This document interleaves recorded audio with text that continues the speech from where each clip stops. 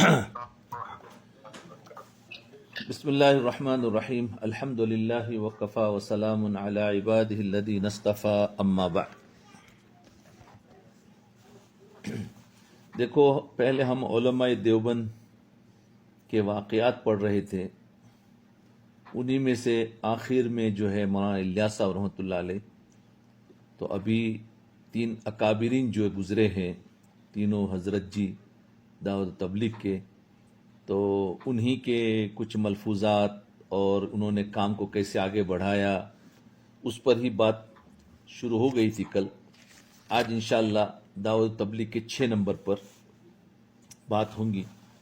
تو کل بتایا تھا کہ 6 نمبر کو حضرت جی مولانا الیاس رحمۃ اللہ علیہ مختصر الفاظ میں یوں کہتے تھے: کلمہ اور نماز کو لے کر علم الہی اور ذکر الہی کے ساتھ اپنا حق معاف کرتے ہوئے، اللہ کی مخلوق کا حق ادا کرتے ہوئے، اللہ کو راضی کرنے کی نیت سے گلی در گلی پھریں گے، محلہ در محلہ پھریں گے، گاؤں در گاؤں پھریں گے۔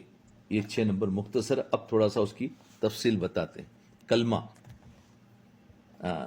فرمایا کلمہ ایک زندگی لیے ہوئے ہے، کلمہ ایک زندگی لیے ہوئے ہے، اس کے اندر اللہ جل شانہ نے برکات اور انوار رکھے ہیں، برکات اور انوار رکھے ہیں جی۔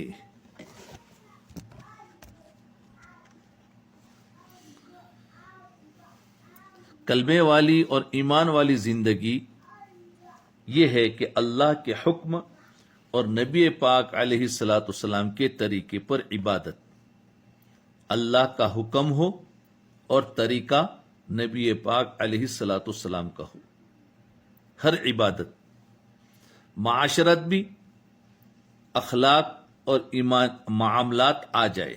کیا ہے اللہ کا حکم، معاشرت میں کیا ہے اور نبی کا طریقہ کیا ہے، اخلاق میں اللہ کا حکم کیا ہے اور نبی کا طریقہ کیا ہے، معاملات میں اللہ کا حکم کیا ہے اور نبی کا طریقہ کیا ہے۔ تو اللہ کا حکم اور نبی کا طریقہ عبادات میں، معاشرت میں، اخلاق اور معاملات میں آ جائے۔ ایمان کے اندر جب قوت آتی ہے، کیسے آتی ہے؟ اعمال سے آتی ہے، اور نافرمانی اور گناہ سے ایمان کمزور ہو جاتا ہے۔ یاد رکھیں، جتنے گناہ ہوتے رہیں گے اتنا ایمان کمزور ہوگا، اور جتنے اعمال بڑھتے رہیں گے اتنا ایمان قوی ہوگا۔ ہماری عادت کیا ہو گئی ہے کہ ہم ایمان، اعمال بھی بڑھا رہے ہیں اور ساتھ ساتھ میں نافرمانی اور گناہ بھی کر رہے ہیں۔ تو کیا ہو رہا ہے کہ ہماری ترقی نہیں ہو رہی ہے۔ فرمایا نافرمانی اور گناہ سے ایمان کمزور ہوتا ہے، تو ایمان کو بڑھانے کی محنت کر رہے ہیں، ایمان کو کمزور کرنے کی بھی محنت کر رہے ہیں، تو مکس ہو رہی ہے۔ اس لیے ایک محنت جو ایمان کو گھٹانے والی ہے اس کو بند کر دیں گے تو انشاءاللہ ترقی ہوگی۔ فرمایا کلمہ کا ظاہر، کلمہ کا ظاہر کیا ہے؟ اس کے الفاظ کو ٹھیک کرنا، لا الہ الا اللہ محمد الرسول اللہ، یہ اس کا ظاہر، اس کے الفاظ کو ٹھیک کرنا۔ اور اس کا باطن کیا ہے؟ کلمے کا ظاہر اس کے الفاظ کو ٹھیک کرنا، اور کلمے کا باطن یہ ہے کہ اس کا مفہوم اور یقین دل میں جم جائے۔ اس کا مفہوم کیا ہے؟ اس کا مفہوم کہ کلمہ یعنی لا الہ الا اللہ، یعنی دنیا میں جو کچھ بھی ہو رہا ہے ان سب کا کرنے والا اللہ ہے، اس کے علاوہ، اللہ کے علاوہ غیر اللہ سے کچھ نہیں ہوتا۔ غیر اللہ سے نہ ہونے کا یقین اور اللہ سے ہونے کا یقین، یہ ہے 2 یقین، یہ ہے اس کا مفہوم کہ اس کلمے کے اندر جو ہم نے کلمہ پڑھا اس میں غیر اللہ سے کچھ نہیں ہوتا، اس کا یقین ہو، اور اللہ سے ہو رہا ہے اس کا یقین ہو۔ کلمہ جنت کی کنجی ہے، کلمہ کیا ہے؟ جنت کی کنجی ہے، کیونکہ اس کلمے کے بغیر جنت کھلے گی نہیں۔ یعنی ایمان کے ساتھ انسان دنیا سے جائے گا تو جنت کھلے گی، اور اگر ایمان کے بغیر گیا ہے تو جنت میں داخلہ ممنوع۔ اس لیے فرمایا کلمہ جنت کی کنجی ہے۔ کلمہ ہم نے یہاں پڑھا، وہ اس لیے پڑھایا جاتا ہے کہ ہم کلمے کی کثرت کریں تاکہ موت کے وقت ہمیں کلمہ یاد آئے، لیکن حقیقت میں اگر موت بغیر کلمے پہ گئی ہے تو پھر جنت نہیں ملنے والی، چاہے دنیا میں کتنے ہزاروں مرتبہ کلمہ پڑھا ہو. لیکن امید ہے جس نے دنیا میں کلمے کو کثرت سے پڑھا ہے، اس کی دعوت دی ہے، اللہ کی ذات سے امید ہے کہ اس کا ایمان پر خاتمہ ہوگا. اس لیے فرمایا کلمہ جنت کی کنجی، اور باقی اعمال اس کے دندانے، کیونکہ ایک چابی ہوتی ہے اور ایک چابی میں جو کھانچے ہوتے اس کو دندانے کہتے ہیں. جو کھانچے ہوتے ہیں وہی اس کے حساب سے پھر کھلتا ہے تالا. تو فرمایا کلمہ تو وہ چابی ہے، کیونکہ دندانے بنائیں گے کس میں؟ چابی ہوگی تو اس میں دندانے بنائیں گے. تو فرمایا کلمہ ہوگا تو پھر اس کے بعد جب اعمال ہوں گے تو اس اعمال اس کے دندانے بنیں گے، تو جنت کھلے گی، جنت کھلے گی، جنت کا لاک کھلے گا. تو اس لیے فرمایا اعمال بھی ہو، ورنہ پلین چابی ہوگی تو کچھ نہیں ہوگا. تو باقی اعمال اس کے دندانے ہیں. تو جب یہ جنت کی کنجی ہے، کلمہ جب جنت کی کنجی ہے، چابی ہے، تو بلا محنت کے کیسے حاصل ہوگا؟ تو ظاہر بات ہے محنت کرنی ہوگی. آج ہمارا کلمے کے اوپر یقین اتنا کمزور ہے، آج ہمارا کلمے کے اوپر یقین اتنا کمزور ہے کہ وہ ہمیں حرام سے بھی نہیں روک پا رہا ہے. ہمارے کلمے کا اور ہمارے یقین کی کمزوری، ہمارے ایمان کی کمزوری اگر دیکھنا ہو تو ہر انسان دیکھ سکتا ہے. کیا ہے کہ ہمیں حرام سے نہیں بچا سکتا، تو سمجھو ہمارا ایمان کی کمزوری، کیونکہ ایمان ہی ایک ایسی چیز ہے جو حرام سے بچائے گی. ایمان میں قوت ہوگی تو، ورنہ اعمال کریں گے حرام سے نہیں بچ سکیں گے. تو فرمایا وہ حرام سے نہیں روک پا رہا ہے، تو یہ علامت اس بات کی ہے کہ ہمارا ایمان کمزور ہے. اس پر محنت کی جائے تاکہ اس میں حقیقت آ جائے. تو دیکھو ہم کلمہ تو پڑھنے والے ہیں، لیکن کیا ہمارا کلمہ ہمیں حرام سے روک رہا ہے؟ نہیں روک رہا ہے. نہیں روکتا ہے تو کیا کرے؟ محنت کرے. اتنی محنت کرنا تو ہر انسان پر فرض ہے. یاد رکھنا فرض ہے کہ جو اس کلمہ اس کو حرام کاموں سے روک دے. بس اتنا تو ہر ایک کو کرنا ہے. آج ہم اتنی محنت بھی نہیں کر رہے ہیں کہ یہ ہمیں حرام سے روک دے. ہم حرام بھی کر رہے ہیں اور اعمال بھی کر رہے ہیں. نہیں، حرام سے ہمیں روک دے، گناہوں سے ہمیں روک دے. ہمارا کام کی جان، ہمارے کام کی جان کیا ہے؟ قربانی اور اخلاص ہے. کام کی جان جو ہے، روح جو ہے، وہ قربانی اور اخلاص ہے. قربانی ہو اور اللہ کے لیے ہو. جی، تعیش، سہولت پسندی اور اغراض نہ ہو. ہاں کہ میرا نام ہو جائے. آج بعض لوگ قربانی دیتے ہیں کیا نام ہو جائے، کہ دیکھو فلانا ایسا ہے کہ اس کے تو 40 سال سے ایک چلہ ناگا نہیں ہوا ہے، اس کے تو بولے 25 مرتبہ 4 مہینے لگ گئے. یہ کوئی کامیابی کی علامت نہیں ہے. کامیابی کی علامت تو اس میں اخلاص کتنا ہے. اخلاص کے بقدر کامیابی ملے گی. یہ ہمارا کام ہر طبقہ اور ہر ملک کے لیے ہے. کیونکہ کلمہ بتاؤ کسی مخصوص کے لیے، ہر ملک اور ہر طبقے کے لیے ہے. تو ظاہر بات ہے کلمے کی محنت بھی ہر طبقے کے لیے ہے. اس میں چاہے افریقی ہو، عربی ہو، چاہے انگریزی ہو، چاہے ہندی ہو، کوئی بھی ملک کا آدمی ہو، کسی بھی قوم کا ہو، غریب ہو، مالدار ہو، بیمار ہو، سب کو، ہر ایک کے لیے ضروری. اور سب کے لیے پہلی سیڑھی کلمہ ہے. کلمے کے درجات لامحدود ہے. کلمے کے درجات ہے. یہ پہلا درجہ تو یہ ہے کہ یہ کلمہ ہمیں حرام سے روک دے. یہ پہلا درجہ ہے. اس پر تو آنا ہر ایک کے لیے ضروری ہے. اس کے بعد اس کے درجات ہے بہت آگے تک کے. لا معبود الا اللہ سے شروع ہو کر انتہائی ترقی کر کے لا موجود الا اللہ تک پہنچتا ہے. پہلے تو لا معبود یعنی لا الہ الا اللہ. کیا مطلب؟ لا معبود الا اللہ، کوئی عبادت کے لائق نہیں، صرف اللہ ہی عبادت کے لائق. یہاں سے تو اسٹارٹ ہوگا، شروع ہوں گے. پھر لا موجود الا اللہ تک پہنچنا، یہ آخری درجہ ہے، وجود باری تعالی. تو یہ ہے کلمے کی بات بتائی کہ کلمے کے اندر کیا کیا چیزیں ہیں. ایک تو کلمے کا ظاہر ٹھیک کرنا ہے اور ایک کلمے کا باطن ٹھیک کرنا ہے. ظاہر میں اس کے الفاظ ٹھیک کرو اور باطن میں اس کا یقین ہمارے اندر لانا ہے.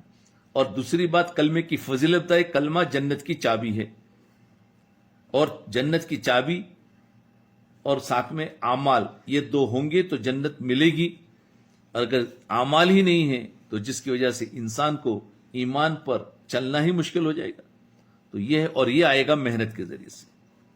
اب دوسرا نمبر ہے نماز.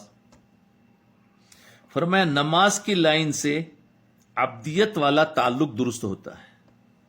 عبدیت، ہم کون ہیں؟ ہم عبد ہے، بندے ہیں. اللہ کے ہم بندے ہیں.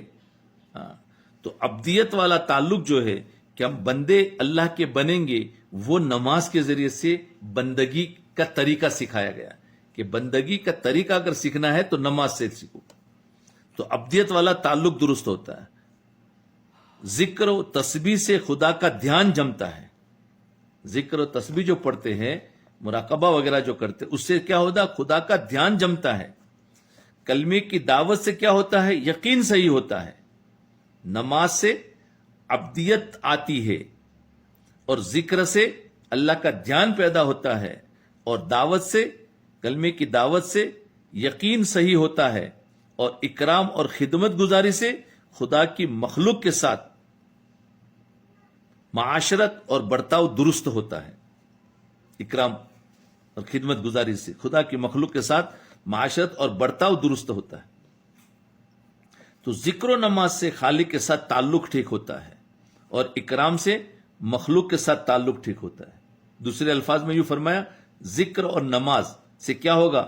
خالق کے ساتھ تعلق ٹھیک، کیونکہ بندے کا ایک تعلق اللہ سے ہے اور بندے کا ایک تعلق مخلوق سے ہے. ہر انسان دیکھے کہ اس کے دو تعلق ہے، ایک اللہ سے بھی ہے اور ایک مخلوق سے بھی ہے. کیونکہ مخلوق سے کٹے گا تو دنیا میں کیسے رہے گا، اور اس کو آخرت میں جانا ہے، اس لیے اللہ سے تعلق بھی. تو ہمارا تعلق دو طرف ہے، ایک اللہ سے بھی ہے اور ایک مخلوق سے ہے، اور دونوں تعلق کو صحیح کرنا ہے. ایک کو چھوڑ دینا ایسا نہیں، دونوں تعلق کو صحیح کرنا ہے. تو اللہ کا تعلق ذکر و نماز سے صحیح ہوگا، اور مخلوق کا تعلق اکرام سے صحیح ہوگا. اس لیے ہمارے اندر دونوں نمبر ہے کہ ذکر و نماز بھی ہے اور اخلاق اکرام مسلم بھی ہے. کلمہ اور یقین سے، کلمہ اور یقین سے خالق اور مخلوق دونوں کا تعلق ٹھیک ہوتا ہے. اگر یقین بن گیا، سمجھے، تو کیا ہوگا؟ دونوں کا تعلق صحیح ہو جائے گا. اور تعلیم کے حلقوں میں بیٹھنے سے، تعلیم کے جو حلقے ہیں، گھر کی تعلیم ہو، مسجد کی تعلیم ہو، تو اس سے کیا ہوگا؟ تعلیم کے حلقوں میں بیٹھنے سے اعمال کی قیمت کا پتہ چلتا ہے کہ بھائی اس پر اللہ ہمیں کیا دیں گے. ہمارا تعلق اللہ سے صحیح ہوگا تو کیا ملے گا، ہمارا تعلق مخلوق سے صحیح ہوگا تو کیا ملے گا، جی ہمارا یقین ٹھیک ہوگا تو کیا ملے گا. تو یہ ہے، یہ تعلیم کے حلقوں میں بیٹھنے سے اعمال کی قیمت کا پتہ چلے گا. اور قیمت کا پتہ ہوگا تو انسان شوق سے کرے گا. جی پتہ ہی نہ ہو تو انسان تھوڑی سستی کرتا ہے. ہمیں اعمال کی قیمت کا پتہ نہیں، اس لیے سستی. ایک مرتبہ فرمایا، نماز پورے دین پر چلنے کے لیے، نماز جو ہے نا، نماز وہ پورے دین پر چلنے کے لیے مثل دروازے کے ہے. جیسے گھر میں داخل ہونے کے لیے دروازہ ہوتا ہے نا، تو پھر پورے گھر میں آ جاؤ، پھر بیڈ روم میں بھی جا سکتے، کچن میں بھی جا سکتے، واش روم میں جا سکتے، ہر جگہ پر جاؤ تو دروازہ ہوتا ہے. اسی طریقے سے نماز جو ہے وہ پورے دین پر چلنے کے لیے مثل دروازے کے ہے، کہ نماز سے دروازہ کھلے گا تو پورے دین پر چلنا آسان ہوگا. جی نماز کے فریضے پر اگر عمل کر لیا جائے تو خدا پاک بقیہ دین پر عمل کرنے کی توفیق دیں گے. اس لیے ہمیں سب سے پہلے نماز، لوگوں کو نماز کی طرف بلاتے ہیں. تو اس سے کیا ہوگا کہ بقیہ دین پر عمل کرنے کی توفیق دیں گے. نماز کو جی لگا کر پڑھنا ہے، اور نماز کو جاندار بنانے کی محنت کرنا بہت ضروری. ایک تو نماز کے عادی بنے، تو اس کے بعد کیا کرنا ہے؟ اب نماز کو جاندار بناؤ. پہلے تو نماز کو بنانا، دوسری محنت نماز کو جاندار بنانا. جاندار بنانے کی محنت بھی بہت ضروری. حدیث شریف میں فرمایا گیا، صلو کما رأیتمونی اصلی، یعنی ظاہر اور اندرون کے اعتبار سے میری طرح نماز پڑھو. یعنی ظاہری طور پر بھی رکوع، سجدہ اور قیام بھی میری طرح کرو، اور جو میں توجہ اللہ سے خشوع خضوع کے ساتھ پڑھتا وہ بھی میری طرح کرو. تو اس میں ظاہر اور باطن دونوں طریقے سے ہمیں نماز میں چاہیے. نماز عملی کلمہ ہے. نماز کیا ہے؟ جو کلمہ ہے نا اس کی عملی مشق نماز ہے. کلمے میں اللہ کی عبادت کو آپ کے طریقے پر کرنے کا اقرار ہے. کلمے میں ہم نے کہا کہ ہم آپ کی عبادت کریں گے، لیکن کس میں ہے؟ کلمے میں لا الہ الا اللہ ہے اور آگے کیا ہے؟ محمد الرسول اللہ ہے. تو گویا ہم نے اقرار کیا ہے کہ اللہ آپ کے حکم کو نبی کے طریقے پر کریں گے. تو کلمے میں اللہ کی عبادت کو آپ کے طریقے پر کرنے کا اقرار ہے. تو اب نماز جو ہے، نماز اس کی عملی مشق ہے. نماز کیا عملی مشق ہے. علماء کرام نے لکھا ہے کہ نماز منکرات سے روکنے کا سلبی طریقہ کے بجائے ایجابی طریقہ ہے. ایجابی قبول ہوتا ہے کہ نماز منکرات سے روکنے کے لیے بہت اہم عمل ہے کہ جو انسان نمازی بن گیا تو ضرور منکرات سے بچے گا. ان الصلاۃ تنہا عن الفحشاء والمنکر، کہ نماز تمام برائیوں سے روک دے گی. تو آج ہم نماز پڑھے برائی سے نہیں روک رہے تو اس کا مطلب یہ کہ نماز میں کہیں خرابی ہے.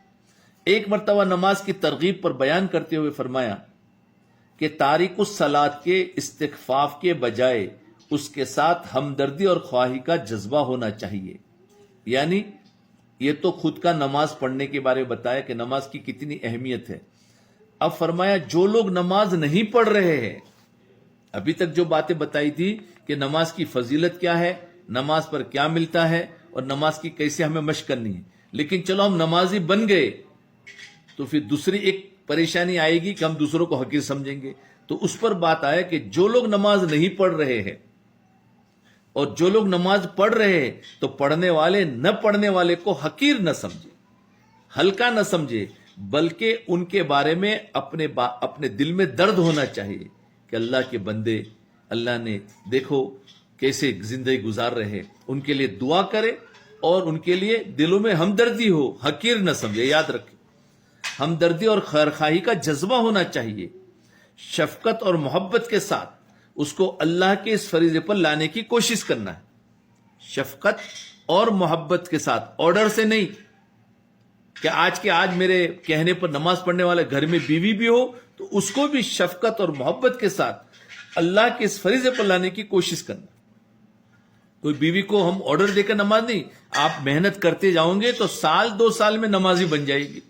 ایسے اپنے علاقوں میں بھی ایسے لوگ جو بے نمازی ہیں ان سے دوستی کرے، ان کے ساتھ بیٹھے، ان کو سمجھائے موقع محل کے حساب سے، تو کیا ہوگا؟ وہ نمازی بن جائیں گے. ان کے بارے میں ہمارے دل میں ہمدردی، شفقت اور محبت کے ساتھ اس کو اللہ کے اس فریضے پر لانے کی کوشش کرے.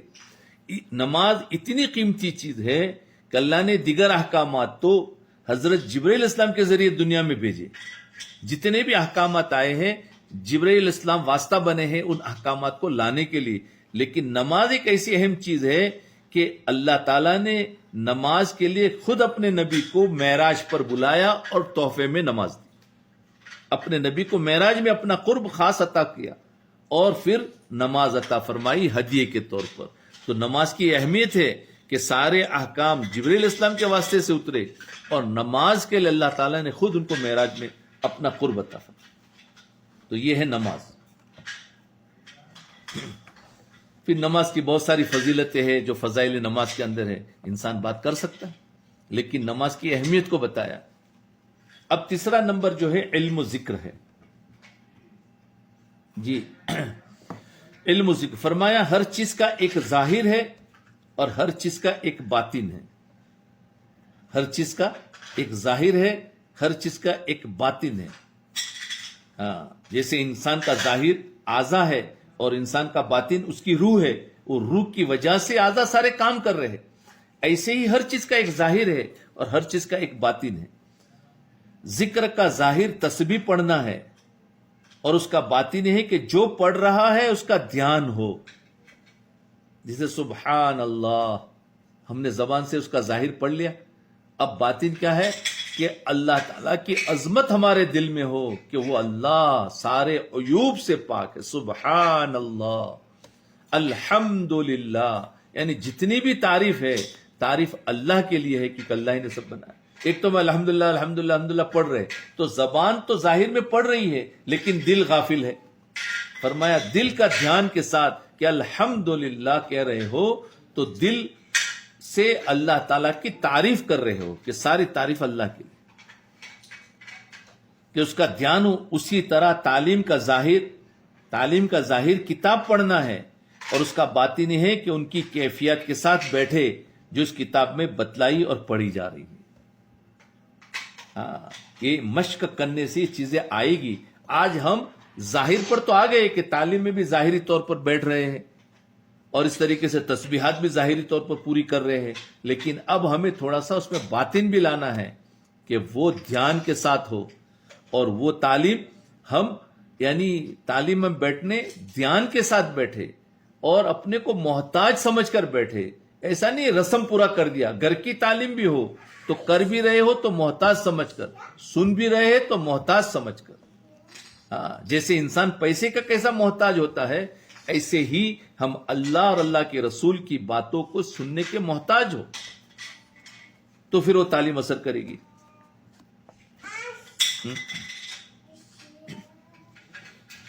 ان کیفیت کے ساتھ بیٹھے جو اس کتاب میں بتلائی پڑھی جا رہی۔ فرمایا جتنا فضائل کا علم آتا جائے گا اتنا ہی ان عملوں پر چلے گا، جتنا فضائل کا علم آتا چلا جائے گا اتنا ہی ان عملوں پر چلے گا جن سے خدا تعالی راضی ہوتے۔ بارش کا پتھر پر اثر نہیں ہوتا، جیسے بارش پتھر پر گرے تو پتھر پر اثر نہیں ہوتا، زمین پر ہوتا ہے۔ اسی طریقے سے دل کی جب سختی ہوتی ہے تو تعلیم کا اثر سخت دلوں پر نہیں ہوتا۔ دل کی سختی پتھر سے زیادہ سخت ہے۔ دل نرم ہوگا تو بات اثر کرے گی۔ اللہ کا نام لینے سے دل نرم ہوں گے، اس لیے اللہ کا نام کثرت سے کروایا جاتا ہے۔ بھائی کلمہ پڑھو، جو انسان جس طریقے سے ہمیں بتایا بھائی 3 تسبیحات پوری کرو، اس سے کیا ہوگا؟ ہمارا دل نرم ہوگا۔ جب دل نرم ہوگا تو پھر تعلیم کی باتوں کا اثر ہمارے اندر کرے گا۔ دل نرم ہوں گے تو جنت اور دوزخ کی بات دل میں اثر کرے گی۔ دل میں نرمی لانے کے لیے اللہ پاک کا نام لینا ہے، تسبیحات کی پابندی کرنی ہے، اس سے دل نرم ہوگا۔ اگر ہم تسبیحات ہی نہ پڑھے اور صرف زیارت اور ملاقات اور سب خود کر رہے ہیں لیکن ہماری تسبیحات پوری نہیں ہو رہی ہے تو دل تو نرم ہوتا نہیں ہے، تو ان عملوں سے اثر کیسے لوں گے؟ ان عملوں سے اثر لینا ہے، اس لیے تسبیحات کی پابندی بھی ہو، تعلیم کی بھی پابندی ہو، اور اس کے علاوہ لوگوں کی زیارت اور ملاقات کی بھی پابندی ہو، تو پھر وہ سب اثر ہوگا۔ دل کے اعتبار سے نفس اس بات یعنی اللہ سے ہونے کا اور مخلوق سے نہ ہونے کا یقین سیکھنا ضروری ہے۔ فرمایا تعلیم سے دل میں نور اترنے کی استعداد پیدا ہوتی۔ تعلیم میں کیا ہوگا؟ بیٹھنے سے دل میں نور اترنے کی استعداد پیدا ہوتی ہے جی، اور مجاہدات سے وہ نور راسخ ہو جاتا ہے۔ مجاہدہ کرنے سے وہ نور راسخ ہو جاتا ہے۔ تعلیم دعوت کا نور ہے، تعلیم کریں گے تو پھر دعوت دیں گے تو اس میں نور آئے گا تعلیم کی وجہ سے۔ جیسے ہمارے درس ہے، یہ بھی ایک طرح کی تعلیم ہے، یہ تعلیم ہو رہی ہے، یہ یاد رکھنا۔ آپ لوگ جو اس کو سن رہے ہیں آپ کے دل نرم ہو رہے ہیں، آپ کے اندر ایک استعداد پیدا ہو رہی ہے، کس کی؟ نور کے لینے کی۔ اب جب ہم موٹی موٹی باتوں کی جب دعوت دیں گے ہمارے اندر وہ اثر کرے گی۔ تعلیم دعوت کا نور ہے۔ تعیش آرام طلبی سے استعداد نہیں بنتی بلکہ مجاہدے سے استعداد پیدا ہوتی، کیونکہ تعلیم میں بیٹھنے کے لیے مجاہدہ کرنا پڑتا ہے۔ وقت پر فارغ ہونا، وضو کے ساتھ بیٹھنا، دھیان کے ساتھ بیٹھنا، سارے کاموں کو ایک طرف چھوڑنا، یہ مجاہدہ ہے۔ چاہے وہ گھر کی تعلیم ہو، چاہے وہ مسجد کی تعلیم ہو، چاہے اس طریقے سے آپ درس سن رہے، ہم میں ہر ایک میں مجاہدہ پڑتا ہے۔ مجاہدے سے کیا ہوتا ہے؟ ہمارے اندر ایک طاقت پیدا ہوتی ہے۔ فرمایا فضائل علم کا تعلق ایمانیات سے ہے۔ فضائل علم کا تعلق ایمانیات سے ہے۔ آج ہمیں اس کی قیمت کا پتہ نہیں ہے۔ ہر چیز کی قیمت معلوم ہے لیکن دینی عمل کی قیمت کا پتہ نہیں۔ دینی عمل کی قیمت کا ذکر میں سب سے اونچی چیز لا الہ الا اللہ ہے. ذکر میں سب سے اونچی چیز لا الہ الا اللہ ہے، لیکن ہمیں معلوم نہیں کہ اس پر خدا کے ہاں سے کیا ملتا ہے. جی، ساری دنیا کو سونے سے بھر دیا جائے، فضیلت کیا ملے گا؟ ساری دنیا کو سونے سے بھر دیا جائے تو اس سے آدمی دوزخ سے نہیں بچ سکتا، لیکن اس کلمے کو سچے دل سے کہنے پر وہ دوزخ سے بچ جائے گا. کلمے پر یہ ملے گا. دیکھو یہ فضیلت ہوئی نا، کہ ساری دنیا کو سونے سے بھر دیا جائے تو وہ دوزخ سے نہیں بچ سکتا، لیکن اس کلمے کو سچے دل سے کہے گا تو دوزخ سے بچ جائے گا. تو دیکھو کلمے پر کیا ملنے والا ہے؟ جنت مل رہی ہے. دنیا کی کسی چیز پر جنت کا وعدہ نہیں ہے، اسی کلمے اور ایمان پر جنت کا وعدہ ہے. تو فرمایا اجتماعی اور انفرادی اعمال اللہ جل شانہ کے ذکر کے ساتھ. اجتماعی، دیکھو اجتماعی اور انفرادی اعمال ہمارے دعوت و تبلیغ کے اندر اجتماعی اعمال بھی ہوتے ہیں، جیسے اجتماعی اعمال سفر کرنا، سونا، اور اس طریقے سے مطلب گشت کرنا، بات وغیرہ، درمیان بات وغیرہ، تعلیم، سب اجتماعی اعمال. فرمایا اجتماعی عمل. انفرادی عمل تسبیحات پورا کرنا، قرآن شریف کی تلاوت، تکبیر اللہ کے ساتھ نماز پڑھنا، یہ انفرادی اعمال ہے. تو دونوں اللہ جل شانہ کے ذکر کے ساتھ. ذکر کا مطلب اجتماعی عمل کرتے وقت، تعلیم کرتے وقت کیا ذکر کریں گے، تسبیح پڑھیں گے؟ نہیں، اس کا مطلب دھیان کے ساتھ. اجتماعی عمل کر رہے ہو تو بھی دھیان کے ساتھ ہو، انفرادی عمل کر رہے ہو تو بھی دھیان کے ساتھ ہو. ایک تو اللہ کے دھیان کے ساتھ، اور دوسرا اللہ کے وعدوں پر یقین کے ساتھ. اس کو کہتے ہیں کہ ذکر کے ساتھ اور اللہ کے وعدوں پر یقین کے ساتھ اگر کیے جائے تو اس سے ہمارے اندر نور کی کیفیت پیدا ہوگی. تو اس سے کیا ہوگا؟ ہمارے اندر نور کی کیفیت پیدا ہوگی. اور کر کے دیکھو واقعتاً ہوگا. دھیان کے ساتھ کرو. دیکھو محتاج بن کر، اپنے آپ کو چھوٹا سمجھ کر، چاہے عالم ہے لیکن تعلیم کے حلقے میں بیٹھ رہا ہے، اور اپنے آپ کو محتاج بنا کر کہ میں اس کا محتاج ہوں، دھیان کے ساتھ سونے گا. دیکھو اس کے اندر، دل کے اندر نور آتا ہے کہ نہیں آتا. آپ کر کے دیکھو، ضرور آتا ہے. اور کیا ہے فرمایا؟ اللہ کے وعدوں کا یقین ہوگا تو اور زیادہ نور اترے گا. ہم تو غفلت سے سنتے ہیں تو بھی ہمیں نور ملتا ہے، لیکن کہ اللہ تعالیٰ مجھے اس پر کیا دینے والے ہیں، اس کا یقین ہو کہ اللہ تعالیٰ مجھے دیں گے. جی، تو تعلیم پر نور ملنے والا ہے. تو جتنی فکر ہوگی، تو فرمایا ذکر کا اہتمام کیا جائے. جتنا ذکر اہتمام سے کیا جائے گا اتنا دھیان پیدا ہوگا. جتنا ذکر اہتمام سے کیا جائے گا اتنا دھیان پیدا ہوگا، اور جتنا دھیان پیدا ہوگا اتنا ہی خدا کے حکم پورا کرنے کی فکر ہوگی. دھیان کے بعد خدا کے حکم پورا کرنے کی فکر ہوگی، اور جتنی فکر ہوگی اتنا ہی صحیح کرنے کا خیال ہوگا. جب فکر آئے گی تو انسان صحیح کرے گا. بولے چلو عمل تو کر رہا ہوں، صحیح کروں. تو دیکھو یہ ہے علم اور ذکر. تو علم کا خلاصہ کیا ہے کہ فضائل علم.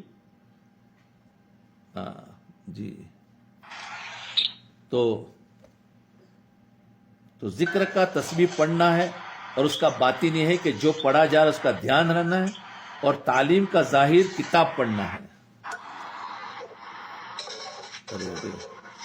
کون ہے؟ چلو.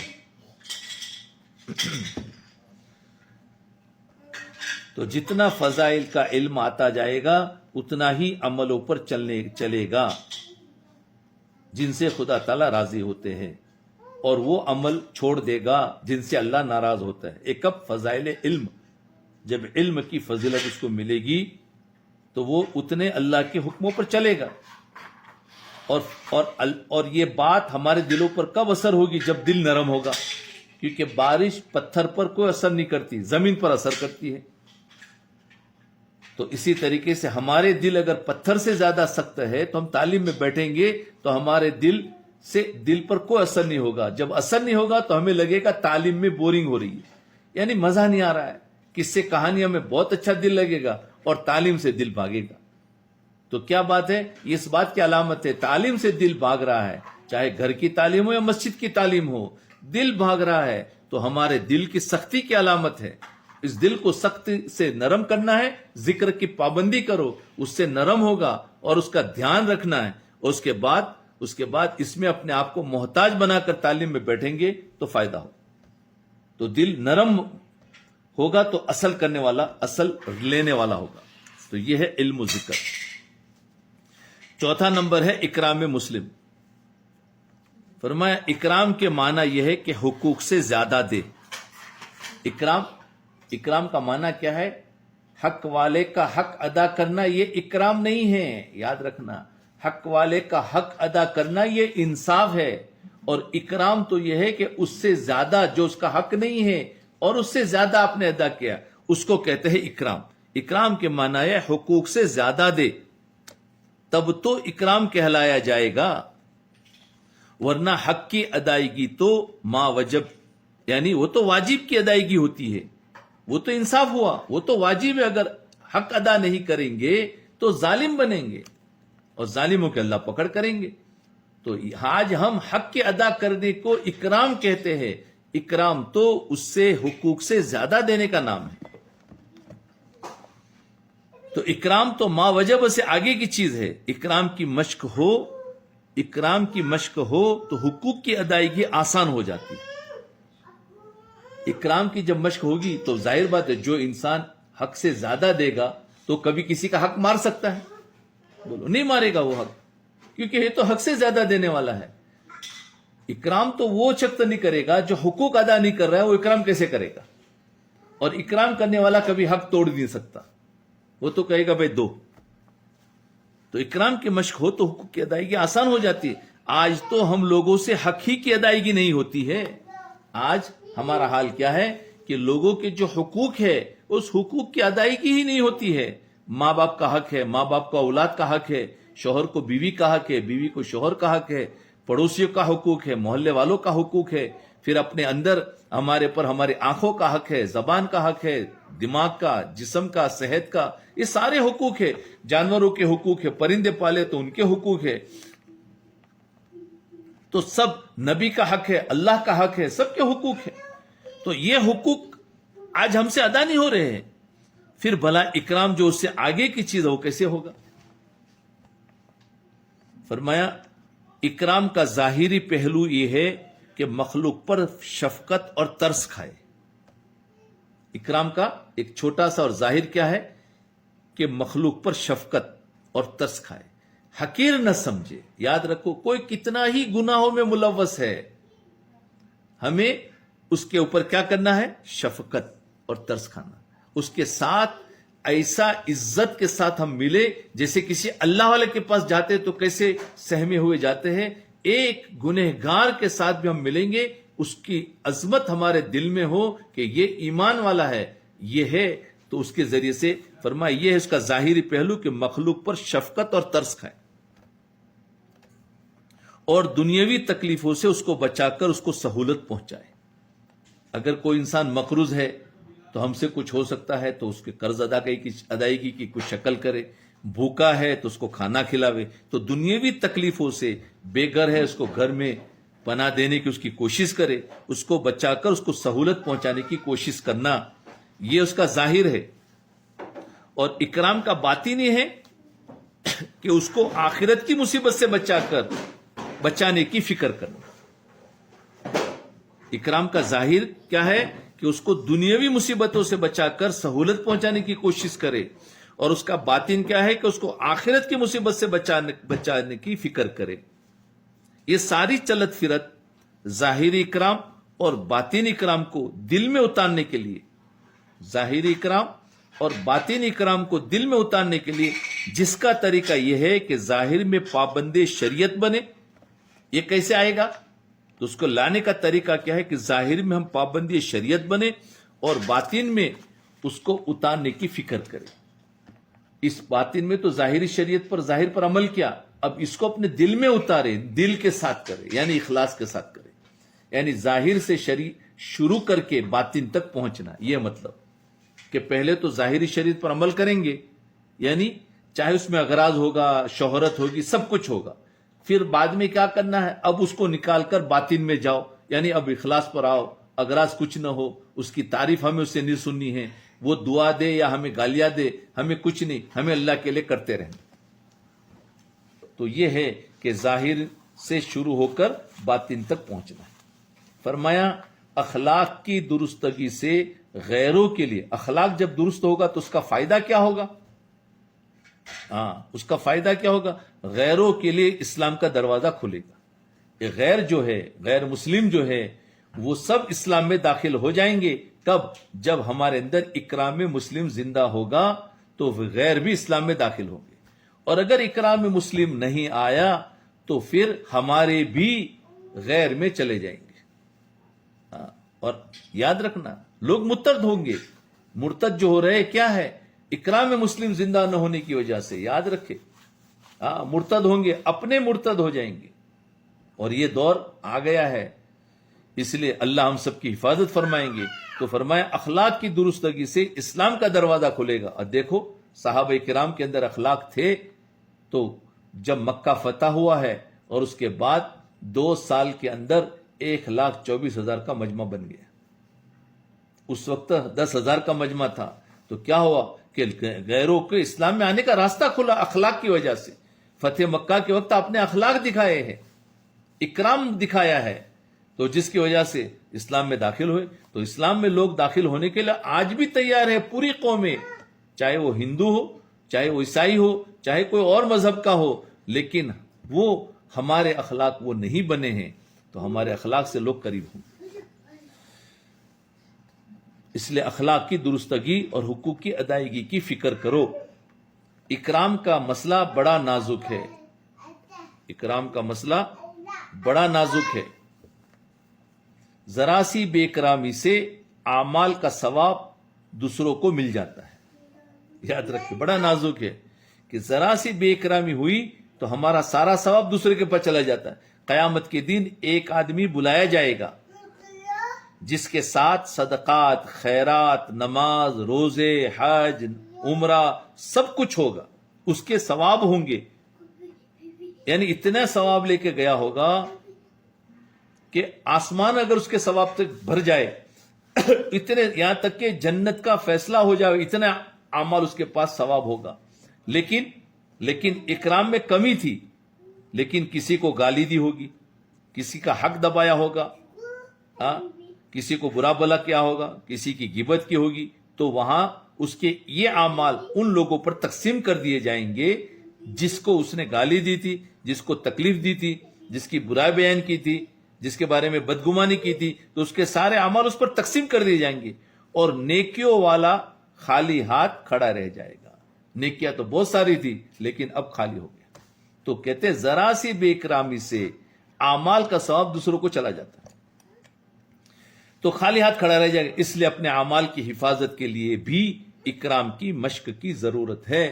اعمال تو ہم نے کر لیے کہ نماز بھی صحیح پڑھ لیا، کلمے کا یقین بھی حاصل ہو گیا، علم و ذکر بھی ہمارے اندر آ گیا، اب سارا ثواب تو جمع ہو گیا، لیکن بے اکرامی کی وجہ سے سارا نکل گیا۔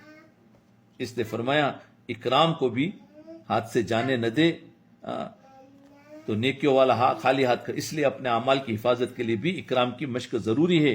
کسی کے ساتھ بے توقیری اور بے اکرامی نہ کی جائے، یعنی کسی کو حقیر نہ سمجھا جائے، کسی کو جھڑک نہ دیا جائے، کسی کو بے اکرامی نہ کی جائے، بلکہ اکرام کے ساتھ اس کو دعوت دی جائے۔ بتاؤ یہ اخلاق ہمارے ہوں گے تو ہمارا پڑوسی ہم سے کتنا خوش ہوگا۔ پڑوسی کی تکلیف کو برداشت کرو اور خود اخلاق دکھاؤ۔ اگر جماعت میں چل رہے ہیں تو ہر ساتھی کی تکلیف کو برداشت کر کے اور اخلاق دکھاؤ، اس کو معاف کرے، بے اکرامی اور اس کی توقیر، اس کو جھڑکنا نہیں ہے، تو پھر کیا ہوگا؟ اس سے فائدہ ہوگا۔ یہ اخلاص ہے جی۔ یہ کیا تھا؟ اکرام تھا، اکرام مسلم ہے، اور ایک اخلاص نیت ہے جی۔ اخلاص نیت کیا ہے؟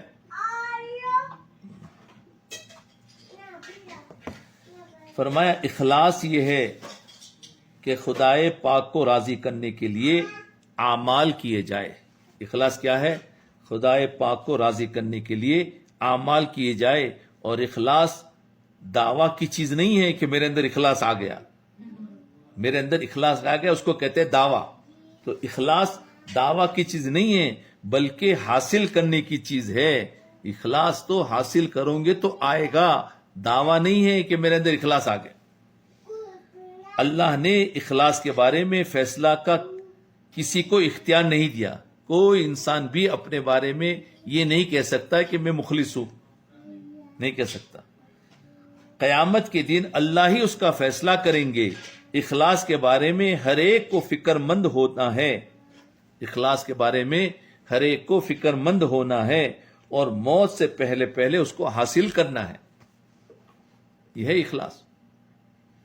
فرمایا اخلاص نیت آسان بھی ہے اور نازک بھی ہے.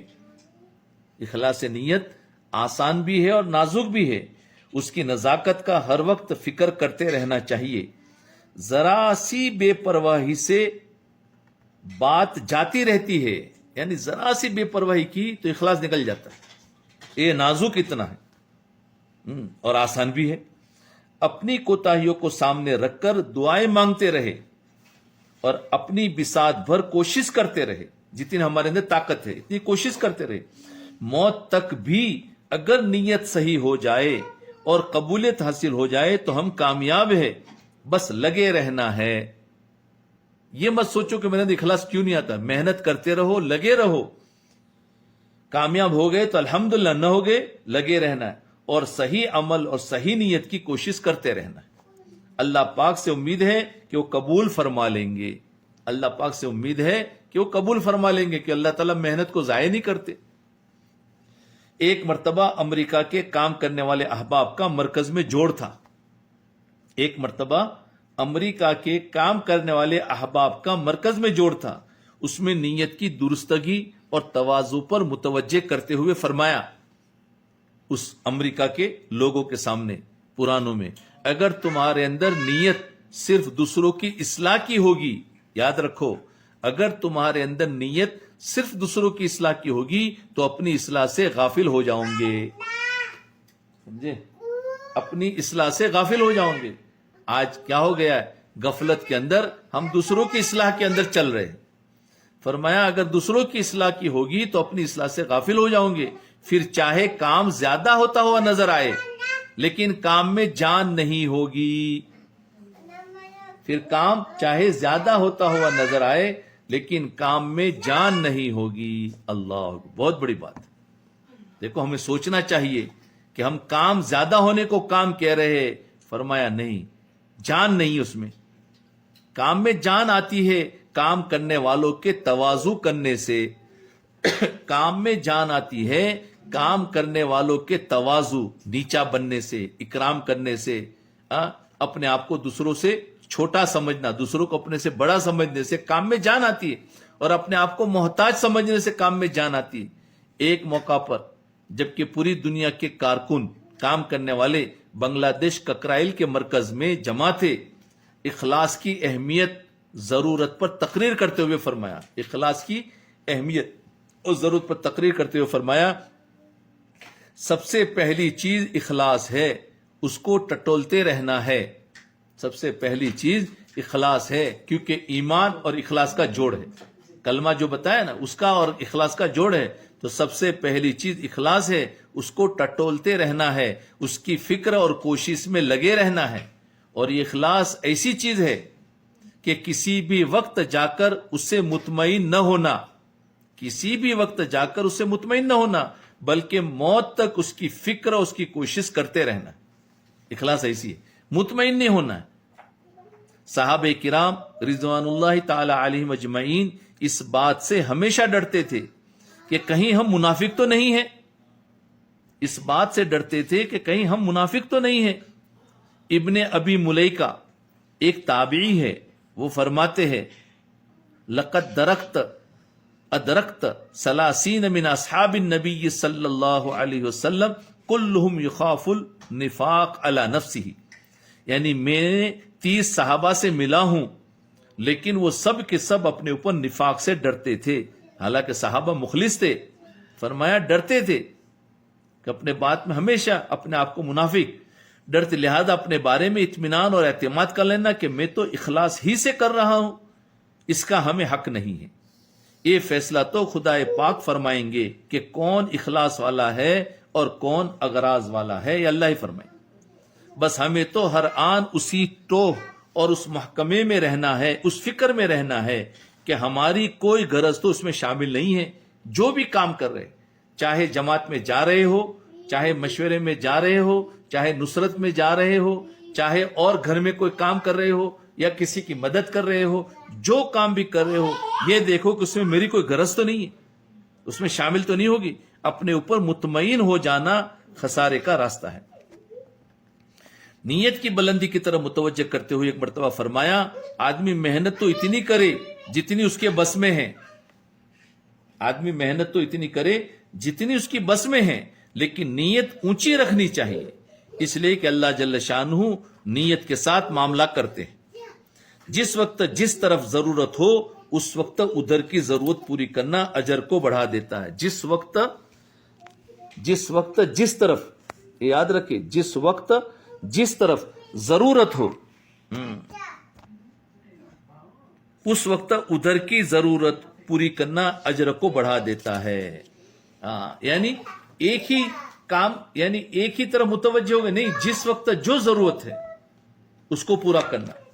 کبھی گھر کے تقاضے ہوں گے، کبھی دعوت کے تقاضے ہوں گے، کبھی کاروبار کے تقاضے ہوں گے، تو ہر ایک تقاضوں کو اپنے اپنے وقت پر اس کو پورا کرنا۔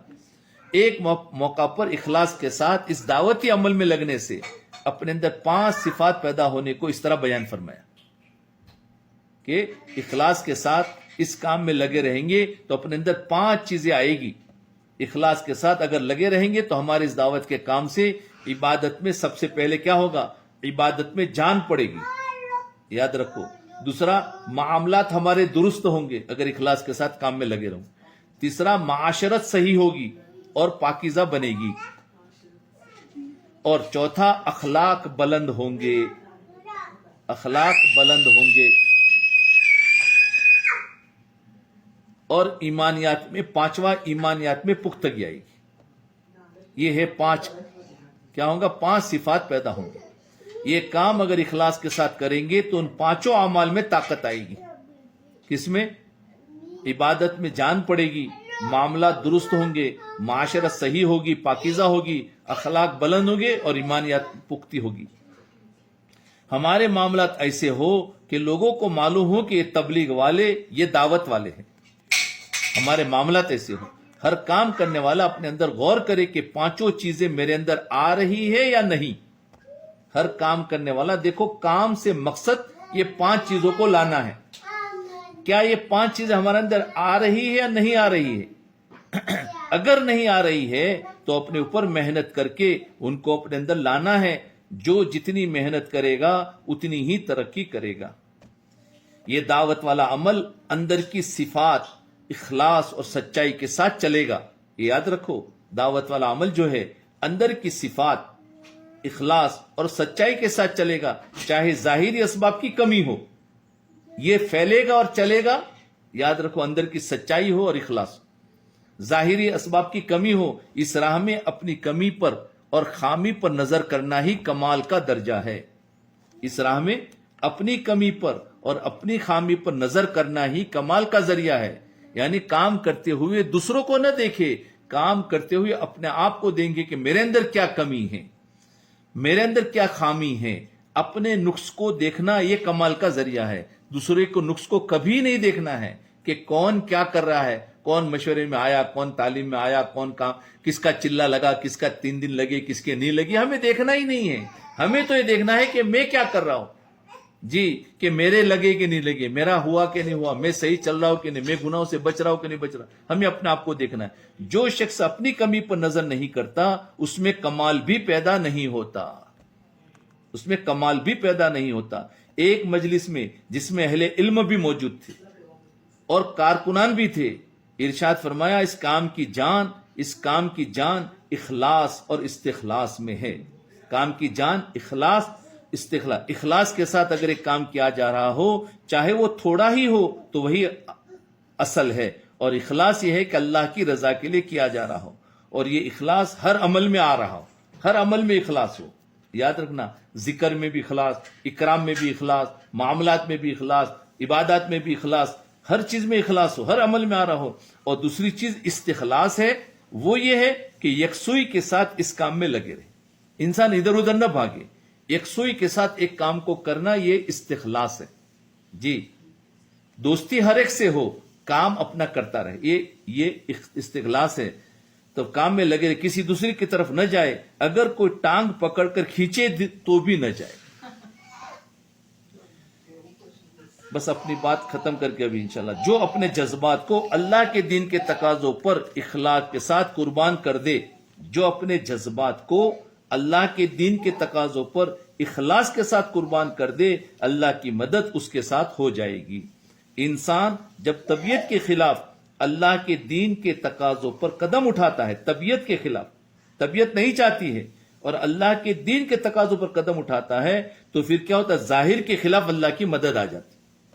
دین کے تقاضوں کو دیکھتے ہوئے چلیں گے تو اللہ تعالی ہماری ضروریات کا غیب سے تکمیل فرمائے گا.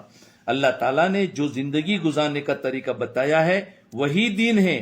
دین سراسر عمل ہے، وہ باتوں کا نام نہیں، کام کا نام ہے. باتوں کا نام نہیں، کام کا نام. بس یہ اخلاص تک تھا.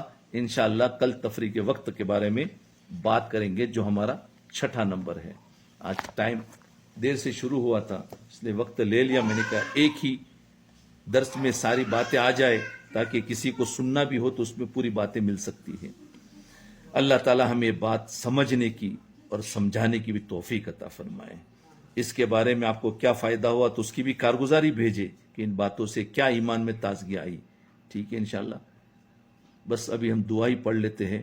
سبحان اللہ بحمدہ، سبحانک اللہم و بحمدک، نشہد ان لا الہ الا انت نستغفرک و نتوب الیک. سبحان